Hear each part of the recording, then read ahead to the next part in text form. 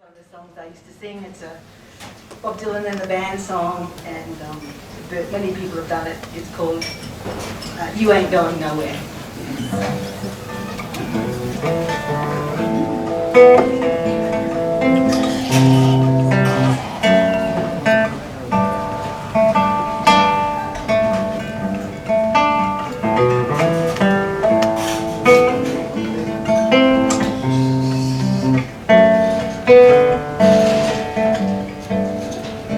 Clouds so swift, rain won't lift, gate won't close, railing froze. Get your mind off wintertime. You ain't going nowhere. Ooh, ride me high. Tomorrow's the day my bride's gonna come. Oh, we gonna fly down in the easy chair.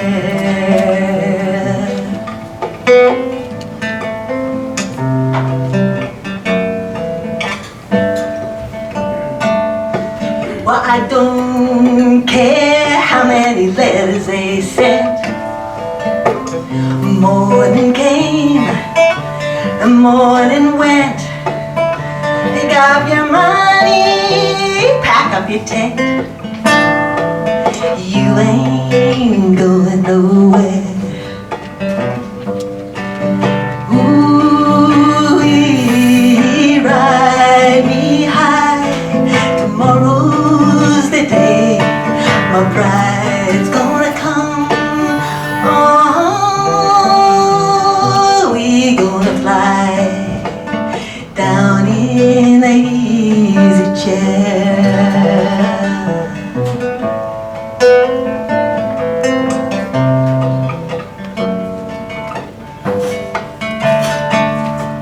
Oh, buy me a ute and a gun that shoots, tailgating and substitutes, or strap yourself to a tree with roots. You ain't going nowhere. Ooh, ride me high. Tomorrow's the day my bride's gonna come. Oh, we gonna fly down in the easy chair.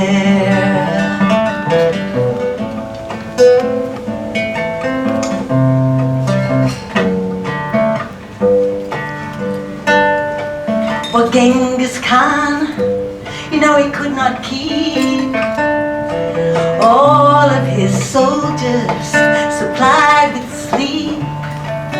We'll climb that mountain no matter how steep. When we get up to it, ooh, ride me high. Tomorrow's the day my bride's gonna come. Oh, we gonna fly down in a easy chair. Ooh, ride me high. Tomorrow's the day my bride's gonna come. Oh, we gonna fly down in the easy chair.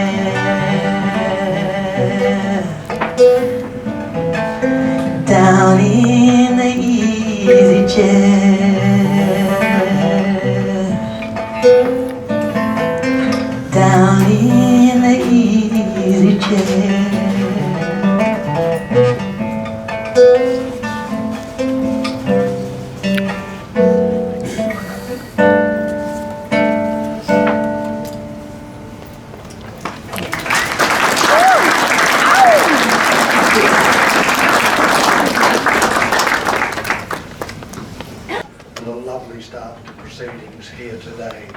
Now, can everyone hear me?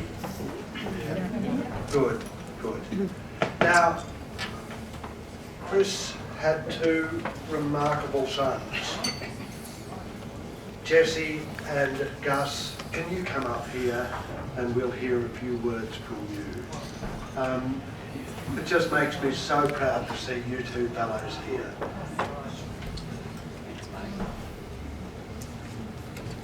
Hello everybody.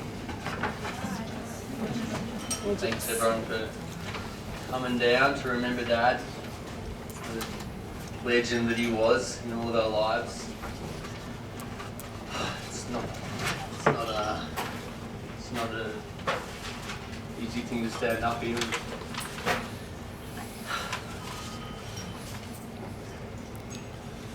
Got this Jesse, babe. Yeah. Dad, Chris, Papa Dirks, Chef, Christopher, Old Man. Dad was known in so many different ways. From the friends of the past, he was a crazy hippie from Clayton. To the Mansfield community, he was known as a chef that could cook a meal anywhere. And to the youth of Mansfield, he was known as Papa Dirks. And to his family and friends, he was a legend. To his family, he was a legendary father, brother and partner. He is known for so many lives and had so many close calls. He died in Mansfield surrounded by his family. Dad was super adamant about coming home and having Gus and I by his side. He was in control of what was happening until the very end.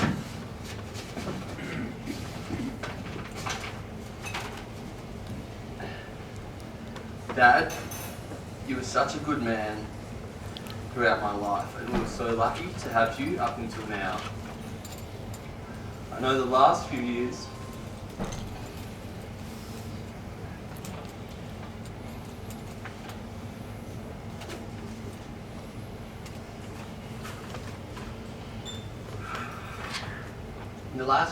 are a struggle for you, and I take some peace in knowing that you're not living that struggle anymore.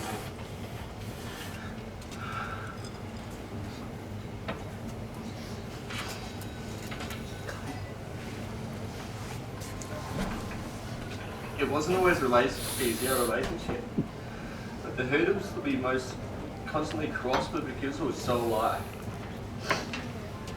The last few days have been full of stories of your life, and you really did live 9 lives. You touched people everywhere you went, and you were remembered in so many different ways. I love you, Dad. They're not in my heart.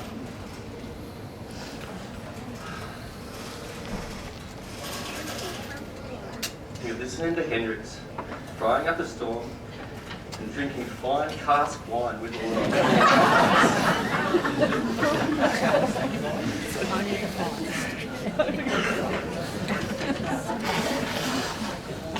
Thank you so much to all of our friends and family who have made his life what it was. Let's remember Dad for the legend that he was, and reminisce on all the ways that he made us who we are. I love you so much, Dad. And I'll always hold a glass high in your honour. Cheers, old man. Love Father.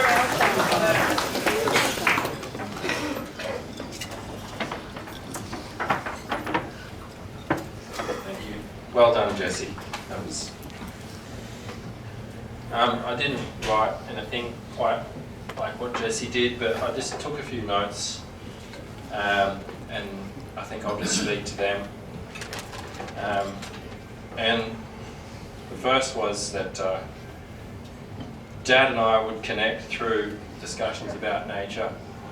So on my travels with my work, I'm constantly in different bush environments, and one of the ways that me and Dad would talk and connect would be about, I would describe the places that I was in. I'd talk about the soil, the geology, the plants, animals. And more recently, I would take him on walks when we would talk I'd FaceTime him and I'd walk through the bush and show him different things about the places that I was in, and he really enjoyed that, and I think that made him perhaps feel like he had a chance to travel to those places as well. That was really special, you know, from growing up on the farm with such a strong connection to the soil and the foundation of food and nature. I think that connection grew on and became a strong part of what me and Dad shared. Dad had a knack for fixing and building things. Well, first and foremost, he built a phenomenal house on the river with some technical challenges, and I think he just showed audacity and strength and personal belief attacking and resolving problems with difficult tasks, and he would do this with mechanics and manufacturing, crazy attachments for his tractor, and you know, he had an approach to engineering and that sort of thing that was I don't know, it was confident and creative, and I think that both comes through strong in myself and Jesse in the way that we do things, and you know, we thank him for that. He was encouraging and strong about being individual, and you know, I think I can recall quite a few moments where he was, in particularly in my young teenage life, when Dad would be giving me a moral tale, and he always encouraged us to think about it in our own sort of perspective and make up our own mind about things. And that seemed important to him, that we have that, you know, learn about things and then position yourself through your own reflection of them. He also, you can't remember it, but he encouraged me to go to university, and that was a formative thing for me. So finally, Dad was a kind and gentle soul, and I think any of us here can probably think of many stories to share and talk about that, because he was a soft and lovely personality, and he meant a lot to everyone, and that's why we all love him. So I don't think I'll say more than that. I just let's just keep it short and we'll move through. Thanks, guys. Thank you so much to everyone for coming. Everyone knows how much they love to drink and talk. So let's do that in his honour today, and just talk about all of the funny, good things, because there's so many good stories and memories of Dad. And yeah, just he was he was Papa Dirks. Look at the young turnout here. Like, he raised. So look at how we all turned out. Yeah, thanks, Dad. A help for your dad, you're drinking 0 alcohol. Go over there and get a proper beer. Here's to Chris. And as many people will know, played an important part in growing Chris up. And it might have been reciprocal. Simeon, come and speak. Welcome. Thank you very much. Push it, Jerry. Chris was a very special person. Thanks all for coming today. There's so much I'd like to say about Chris.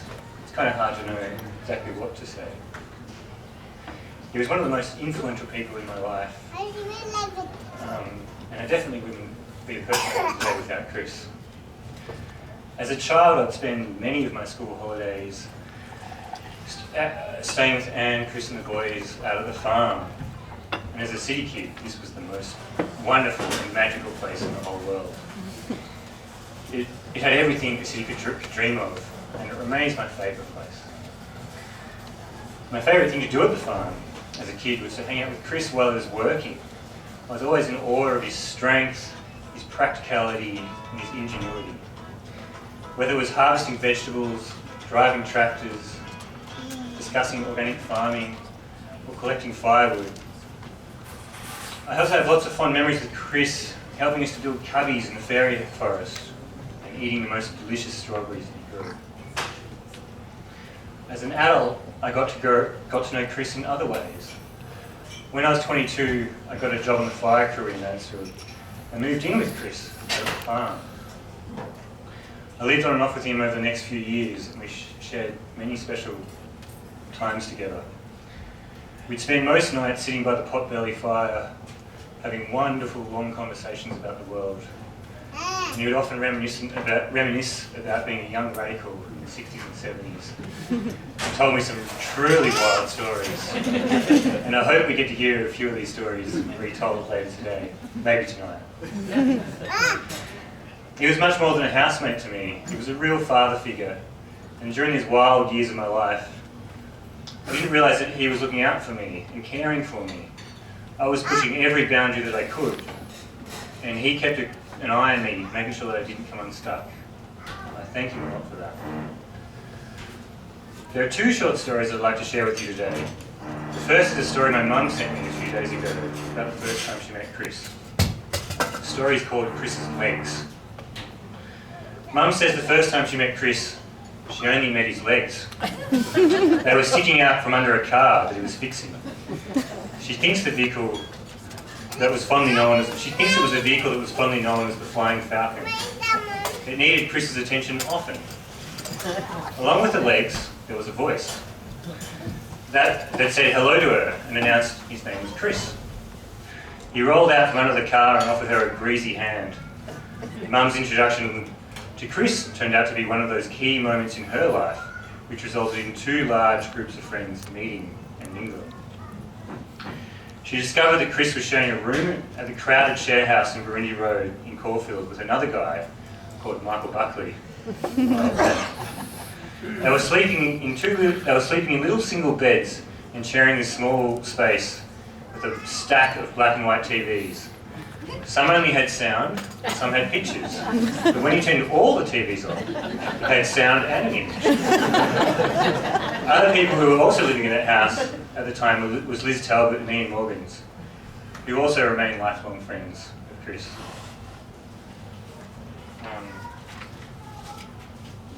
As time went on, Mum's good friend Anne Ferguson met Chris, and a few years later they were married. Michael, my dad, disappeared to London for a couple of years, but when Mum met up with him again on his return to Melbourne, she fell in love with him and they got married in 1986. That's another story. My parents also shared the joy of raising children with Anne and Chris. We spent so many weekends and holidays visiting them as a family in their beautiful house in Coffs Bay. It is wonderful that the friendship between our families is ongoing. And just as I spent time living with Chris while working in Mansfield, Gus lived with my parents in Melbourne for several years while he was at uni. And Jessie's been a great help to my parents renovating and repairing their houses. Mum says she's so grateful that she met that pair of legs belonging to Chris all these years ago. That meeting changed her life, and she and Mike will miss her very much, miss him very much. The other story I'd like to share is called The Rabbit King. And this story is about Chris's dealings with rabbits out at the farm. And he told me this story when I was a little kid. And it's one of the fondest children's memories I have of Chris.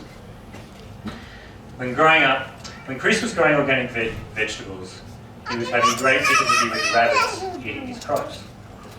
His numerous attempts at controlling the rabbits with organically suitable methods had failed. and he was at his wit's end of what else to do to stop the rabbits eating his veggies. He told me many times he didn't want to poison the rabbits, he didn't want to poison the rabbits as they were not in line with organic farming principles. And he told me many times that he didn't like harming other creatures. So out of desperation to save his crop, he decided to try and reach out to the rabbits through meditation. He sat down in the middle of the paddock one day and meditated on the rabbits for a long while. He visualized the rabbits and connected with the Rabbit King. He proposed a bargain, or maybe an agreement with the Rabbit King. He said to him, "I will do you no harm and wish you well.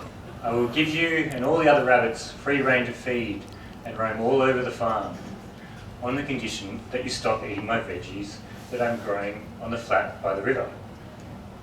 The Rabbit King considered Chris's offer. Sure enough, lo and behold, the rabbits left his pumpkins and garlic alone, and Chris had a bumper harvest that year. I hope Chris and the Rabbit King are getting along merrily, and they'll continue to do so forevermore. Much love, my dear friend, Chris.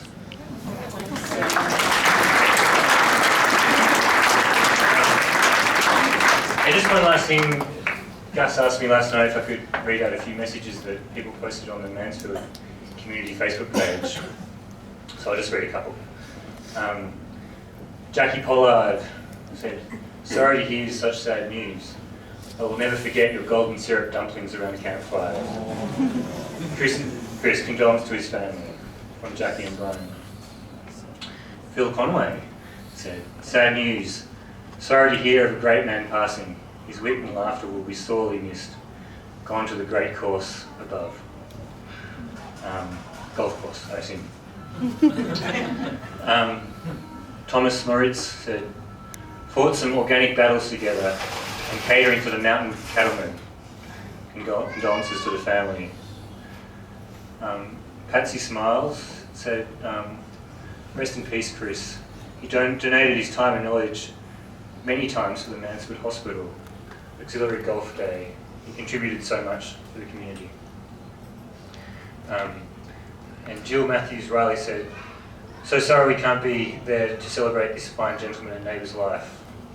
Sincere condolences to your boys, Mingo and Jill." I don't know, one more. Rest in peace, mate. Ronnie Hudswell, rest in peace, my friend. You'll be sad with this. Anyhow, there's a lot more up there you can have a look. Thanks very much.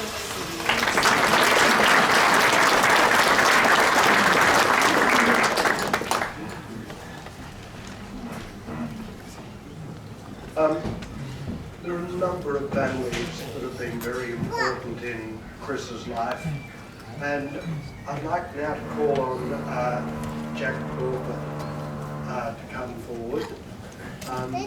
Jack, thanks for coming.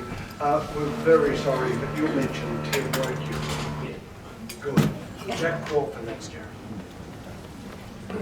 Thanks, Jeremy. Some great recollections there by Simeon, and probably got most excited when I heard about the golden syrup dumplings around the campfire. Must have been everybody's favourite.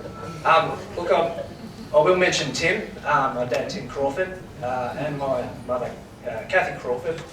Unfortunately, neither of them could be here today. So Tim has actually made a bit of a recording, which I'm hoping I can play to you guys. This is more or less a message to Gus and Jesse of condolences. He wishes he was here. So I'm just going to play this, and I might say a few of my own words if that's all right. Right, this is a message from Tim. Hi Gus and Jess. I'm sorry I can't be with you to share my sorrow. Chris was a very good friend of mine, and we shared many happy experiences over the years.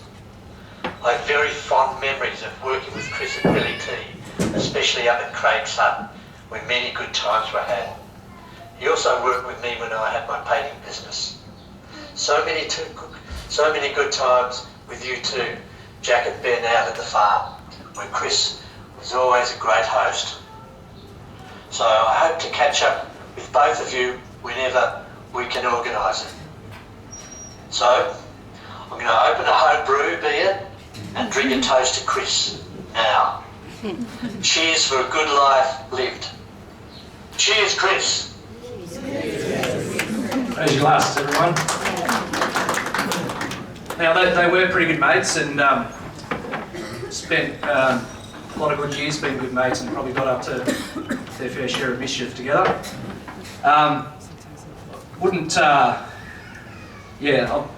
really need to talk about Chris's relationship with us young folk as well. He was a charismatic man.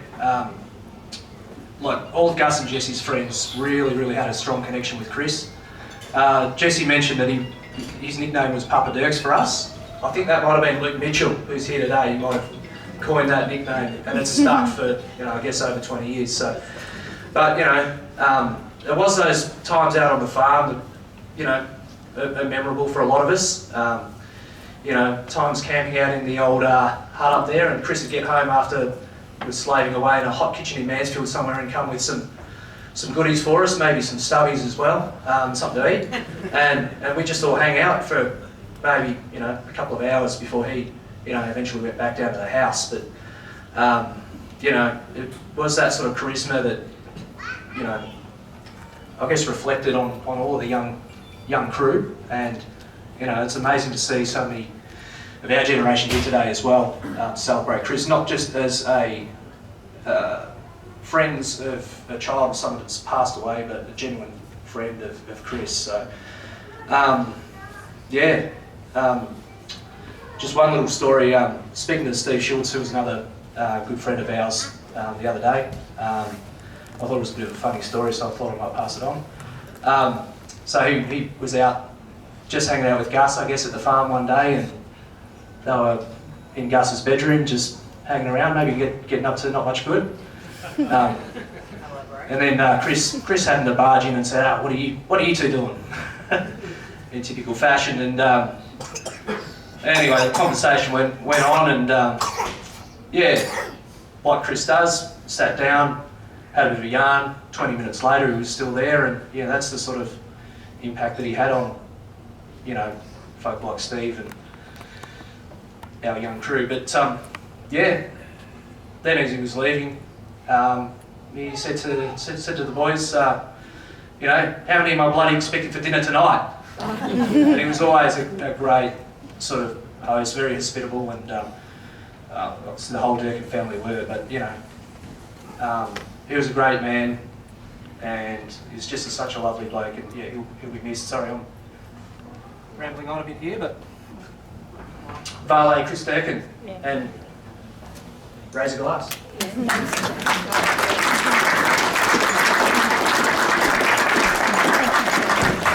Jack Crawford, well done. Thank you. And Morgans, who will say just a few words about his life with Chris in a shared house and on from there. Chris, here's Ian Morgans. Thanks, Jeremy. I first met Chris in 1975. He was living in a very unusual household in which he was kind of the outsider. They were all sort of academics, mathematicians and multilingual arts graduates. Chris was none of those things, and I liked him immediately. I liked him because he was down to earth, he was genuine, and he liked straight talking. I wasn't going to start with an anecdote, but I think I will because it's kind of emblematic of Chris's enthusiasm. He and I were out one night walking along, God knows why, about 2 o'clock in the morning, walking along the Princes Highway near Chadstone Shopping Centre.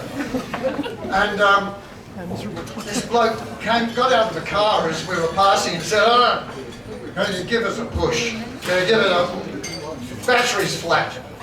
So in typical kind of enthusiasm, Chris's way, he'd go, yeah, no worries. So we got behind this car, and he instructed the guy on how to, put in the second and pop the clutch. Chris was, great at mechanics. And we really got this car rolling, and Chris gave it one last hee-ho, yelled, "Pop the clutch!" And this bloke steered it straight into the back of the parked car.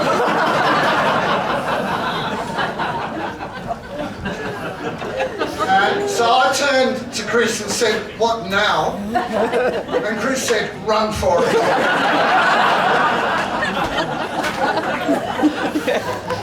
So we did. And I sometimes wonder what happened to this bloke. Chris,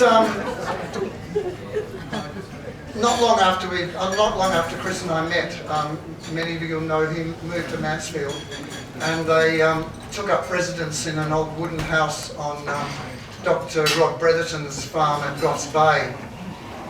12 months later, they were all back in Melbourne, minus Judith Cole, who died in the fire that burned the house to the ground and took almost everything with it. Chris moved into a house that I was living in with Michael and others, and almost immediately I remembered why I liked him so much. He had developed an interest in running like a nursery, a plant nursery, whilst at Goss Bay. And within 6 months he had this whole backyard of this house looking like a plant nursery as we potted and propagated and seeded and raised plants that he would then put in a van and sell at markets. And I loved the way Chris not only had this sense of, let's go and make some money, we can go and grow things from nothing and sell them in a market and make a mozza. But more than that, I loved the way he handled the plants and the earth and the potting mixture. He just had this intuitive, instinctive sense of how to do these things, and he just went at them with filthy hands and enormous confidence. And he really sort of took that to everything that he did. I decided in thinking through this talk that one of the words that really describes Chris is sensual. Chris tackled life through feeling and touching and smelling and looking at the appearance of things. I have a few people over the years have said to me, "How come you always, when you pick things up, you smell them?" And I said, "Yeah, I know it's weird, but I have this friend, Chris, who does that. Chris would always just go." He needed to get in touch with every aspect of an object, and smelling it was one of his first goes at doing that. So I think that brings me to his love of dogs and animals in general. My wife Mandy is a huge dog lover, but she sort of loves dogs as a human, as a sort of human admiring this dog and all of its doggy qualities. There was part of Chris that kind of got dogs, in the same sort of like he understood them as a dog. He loved the way they were close to the ground. He loved their kind of scruffy authenticity and their sort of no-nonsense, straight-talking way of communicating. And again, that was sort of part of his sense of feeling his way into life. That same sensuality also, of course, took him to food. Chris intuitively understood texture and flavour and the appearance of things on a plate. And he threw himself into cooking. And he threw himself into all kinds of food. He was adventurous. He was curious, and I credit Chris with introducing me to artichokes, pig's trotters, and calamari, of all things. And probably before calamari became fashionable, Chris was frying it up in vast quantities in our kitchen at home. Chris also had an extraordinary work ethic. And I saw Philippa before from the Delatite, and I think she's over there. I hope she agrees. that no one could ever employ Chris and complain that he was lazy or half-hearted about it. He threw himself into his work in a way that was all-engrossing and often, I think for him, very rewarding. And he did that for all his projects, whether it was Men at Work, whether it was building his house out at Goffs Bay, whether it was fixing a vehicle or raising a family. He threw himself into it with enormous enthusiasm. So I think I'd like to finish with a bit of a list of adjectives. I think that, oh yes, that's right, yes, well Chris was not into self-deception. He never persisted long in trying to look like someone that he wasn't. And that's a fantastic quality. So he won't mind me saying that he could also be a cantankerous old so-and-so. He could be dogged, stubborn. He could also be romantic. He could be impatient, adventurous, gentle, and at times aggressive.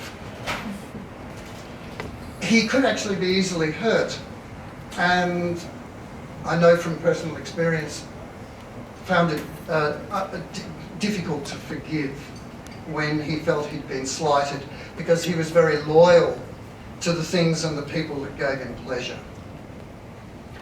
He was generous, enthusiastic, curious, friendly.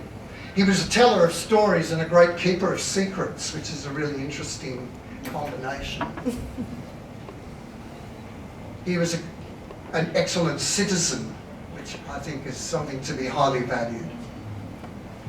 And he was finally someone who gave a great deal to the quality and the texture and the variety of all our lives here. Thank you.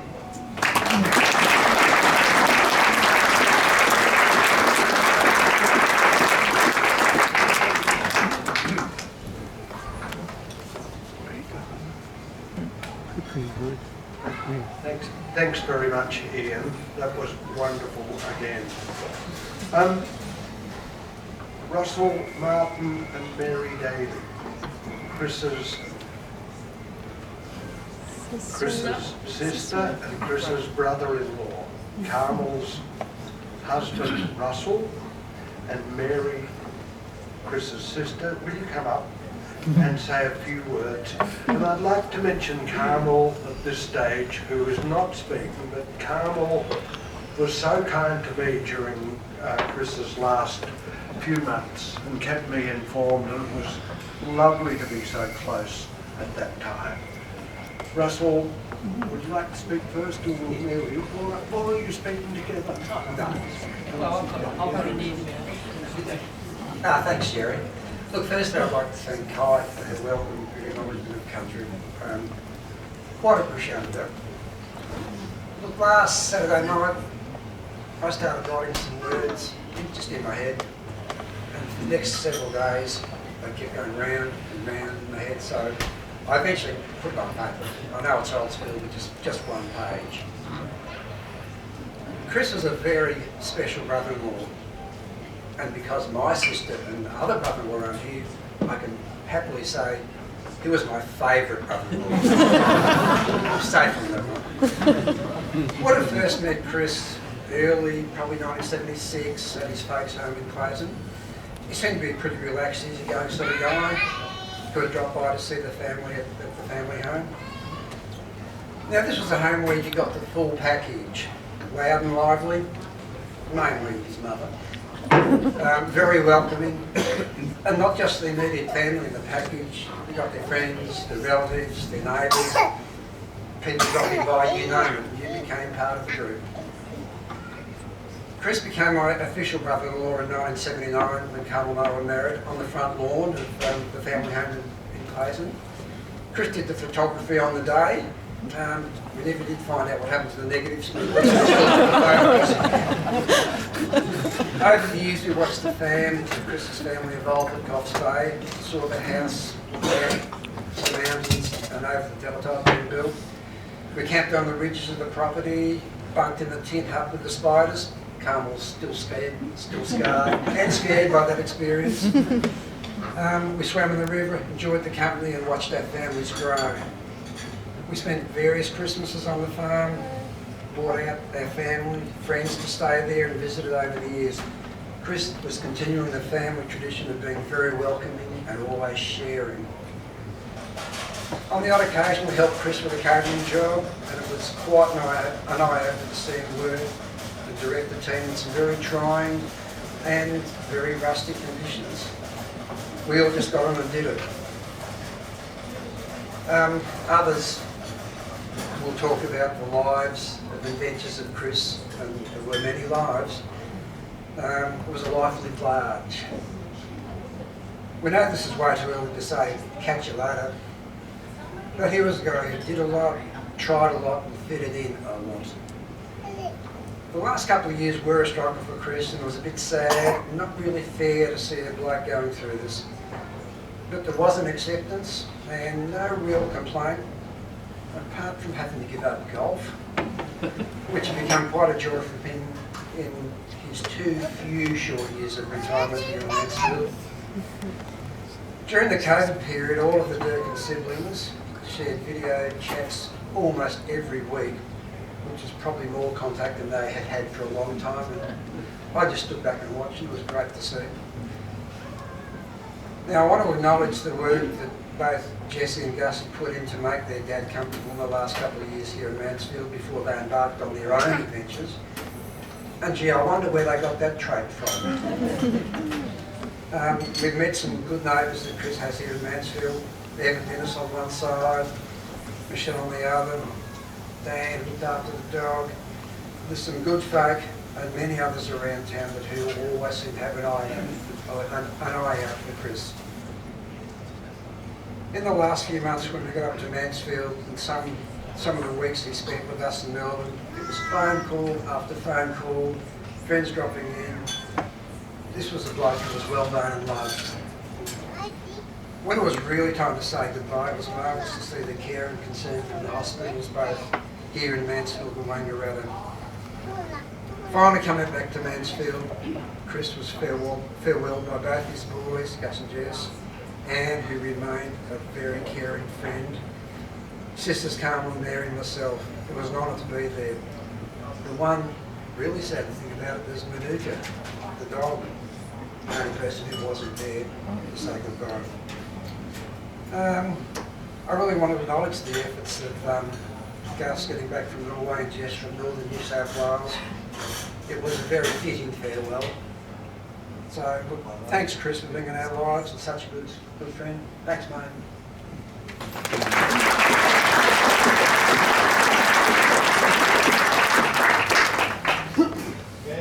Hi, I'm Mary, Chris's sister, younger sister, a baby sister, which he reminded me of all the time.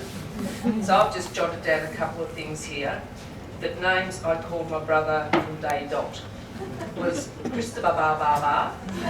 I was too young to be able to say his name properly. Christoph, because I love that name. Crispy, when Chris tried to get a Darwin Award. Yeah.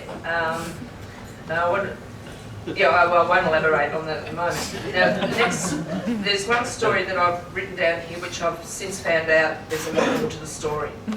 I'm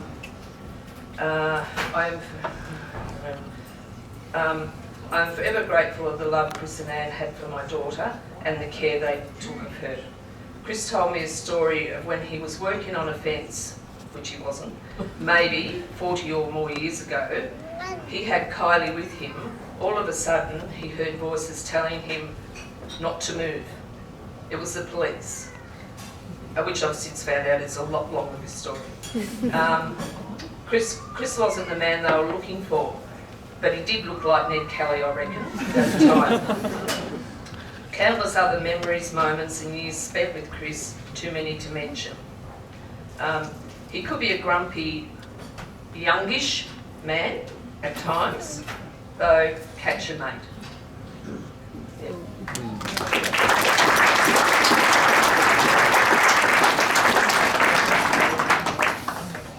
Well done.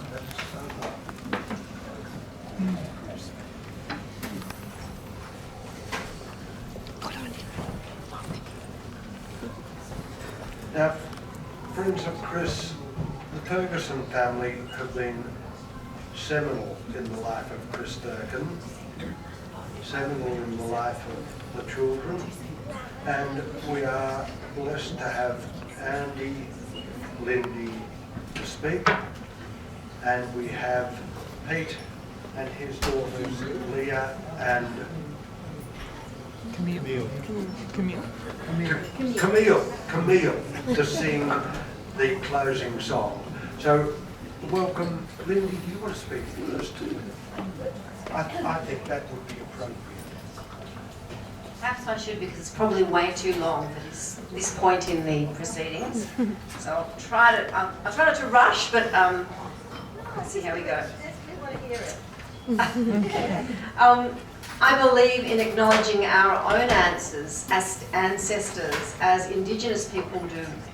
And so to Chris's mum and dad, and to the line that goes way back before him, and his family, many of whom are here, that made him who he is, that produced the Chris we know, and then to the lineage that continues forward in his sons Jesse and Gus. And I want to include Kylie there because she was as much a niece as a proxy daughter. Where are you, Kylie? So I pay you all and past people my respects. I believe in the ripple effect of our actions and our values and in an intentional life. So to that end, I want to talk about the life projects as I saw them and what I observed at the heart of Chris's intentions. These are just my personal impressions of Chris. I'm the younger sister of Annie. It seems to me that at the heart of preparing food is a desire to serve, a desire to give sustenance and pleasure to others. I wonder just how many people, apart from all of us here, did you serve, Chris? I mean, in numbers, if you're trying to think how many people he's touched through his food, it's very big. All of us, family and friends here, have been at your table, have broken bread, have talked, eaten heartily, and laughed together because of your labour. It strikes me also that at the heart of the Mansfield Farm cooperative property, where you brought your partner Annie, my sister, and where together you built an extraordinary mud brick house where you and Annie brought two beautiful boys into the world and where many creative projects were birthed. At the heart of these choices was a desire to build a cooperative community, a desire to communicate with others, to share your skill and energy with others generously. All of this, it seems to me, took place inside a frame that was about a wholesome life, about organic and nutritious food, and about an incredible immersion in nature. I can't tell you how much I have appreciated your choices, Chris. I loved coming to your place and Annie's place, and I loved the views of the Delatite River. I loved being able to swim in the rock pools, looking down the hill to the flats and across to Bulla's sometimes white-capped mountain ranges.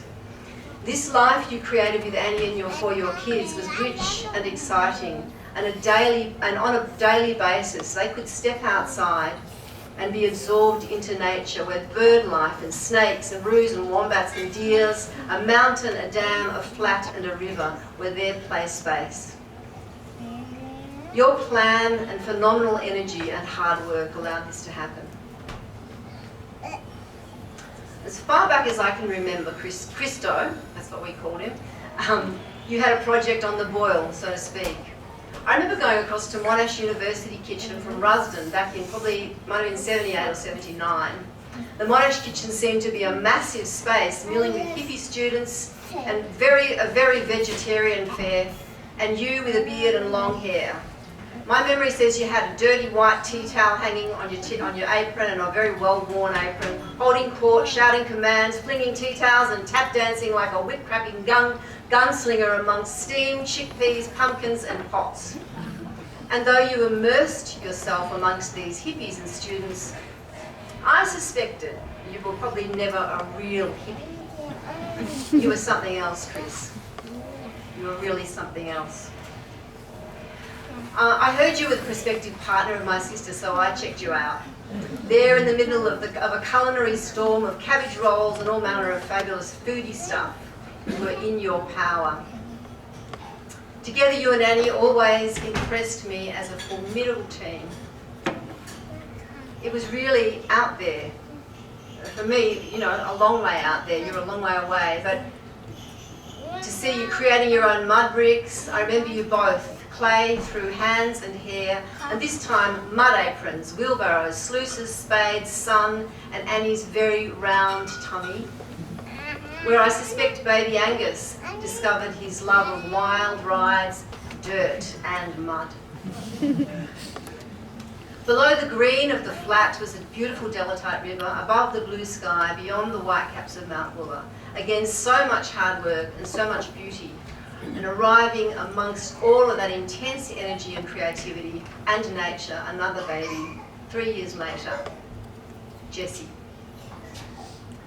You and Annie embarked on project after project. Each would be there to back the other. Your skill in problem solving and building supported Annie's work with clay. You helped her with tricky technical problems and engineering issues of mounting work, transporting work, and setting up kilns, and all manner of other stuff. And she returned the effort by working with you by your side on your bush cooking projects, food prep, pot carting, serving at many a bain-marie, while you cooked up a storm in the mountains, in the towns, in the camel tracks, and by the sea. Billy T. Both of you always had both of you always working hard, whether separately or together. From the outside, it was inspiring to see you, such creative and industrious, hard-working folk.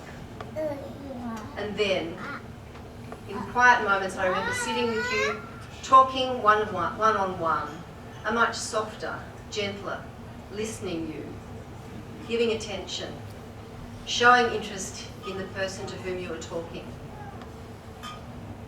So I just want to let you know, Chris, and I think I speak for the Fergies as a whole, that our respect and affection for you has never waned. And your two beautiful sons now bring to the world their inherited sensibilities of engagement with nature, sense of wonder, taking on big endeavours, powerful practicality, intelligence and creativity. It's inspiring for us around them to witness, as I know it would have been for you. You are very much missed, Chris. Thank you for all that you were and all that you are in the future.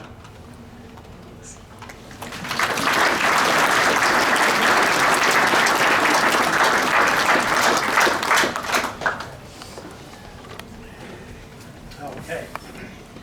I don't consider myself to be a natural public speaker, so you'll just have to forgive me if I stumble. Just the mic. I'll start that again. I'm not a natural public speaker. You just have to forgive me if I stumble. Mind you, there's only 3 paragraphs anyway, so I wanted to make it sort of short and sweet as such. Okay. I first met Chris through my big sister, Annie, around the late 1970s. He soon became my brother-in-law. I'm impressed to think that Annie and Chris first moved up into a tiny tin shack, which I saw just last week as I drove up over the crest of that hill. The remnants, rusty remnants, are still there. On a hill, out on the farm. This was in about 1978, I think. A pretty rustic existence, but very adventurous. Chris was a great practical guy. I'm not sure what his dad did or where he got his practical side. I know from my point of view, I had a very practical dad and that helped. Chris had remarkable practical sense. This allowed him to play out his practical world out on the farm. Annie and he built a fantastic house, as has been mentioned, which I was out just last week, and on a still night, the full moon, last Friday night. It is magic. It's a magical house. It was a beautiful environment they built for themselves, and then came the 2 boys. The farm obviously provided a wonderland for the boys to play in. I think it was somewhere around 450 acres. And I remember seeing Jesse running down the little driveway on his 3-wheel trike, crashing it just 20 metres down. So having a lot of fun on that. This is what kids need and love, this kind of freedom that they had in that environment, that fantastic environment, I think was a credit to Christo and Danny. I value my memories of Chris, always having felt a closeness to him from the very beginning. He really did make a great brother-in-law for me. Going back to a couple of things, just a little note, a little memory, especially relating to the house. I remember going up with Pete in the late 70s and putting the roof on. And there we were dancing around up on the roof like just too easy. It was just a lot of fun. It was all great fun and exciting, and things were being done. As we know, Chris was a doer. He wasn't a sit around on his ass type of guy. He just wanted to get out there and do things. Everyone remembers Chris's cooking abilities, as has been mentioned. He seemed to be able to whip up a fantastic meal in no time. Highly energetic guy that he was, as we know. He extended his cooking profession into the billy tea business, and was cooking at times on the top of a mountain for people. This was what I call adventurous approach to life. It was pretty out there, really, and I've always valued the fact that Chris, even with, say, the garlic farming that he tried, he'd get an idea, he'd set his targets on it, and give it a good go. And we can say that growing garlic for Chris was a lot like printing money. They didn't all work out, but a lot of them did so. He had, as Ian was saying, he had such a powerful work ethic. He just worked through things, and things worked out for him in the end. And just on a final note, I'd just like to say my whole family, I think as Lynn has said too, including my mum and dad, really love Chris, and we will cherish our memories of him.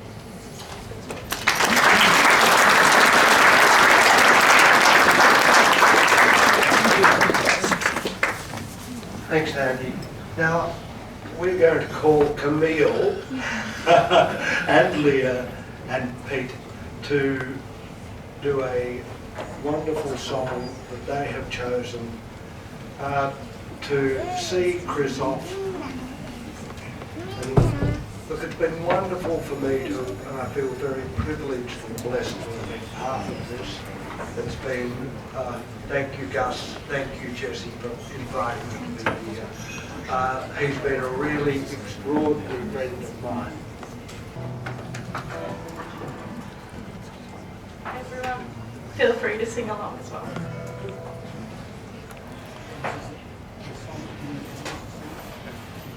So we're just going to sing Heart of Gold by Neil Young. Chris had a big heart, as we all know it. So it's kind of a question.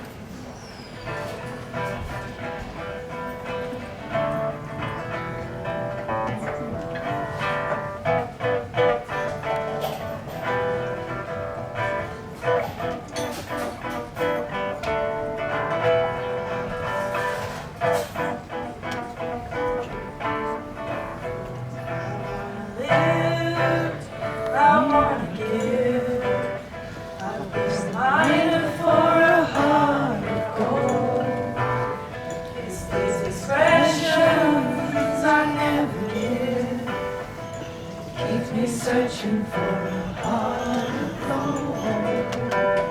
Keep me searching for a heart of gold.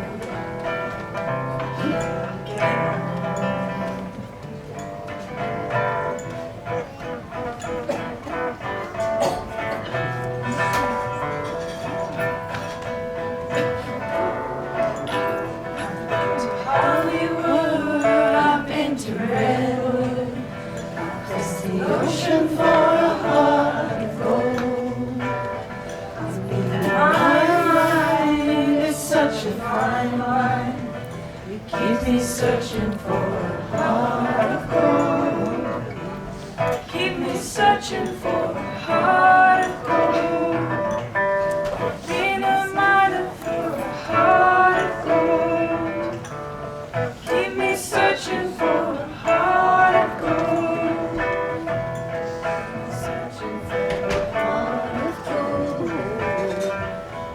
Searching for a heart of gold. I've been Redwood. I crossed the ocean for a heart of gold. I mean, my mind is searching for a heart of gold. Keep me searching for a heart of gold.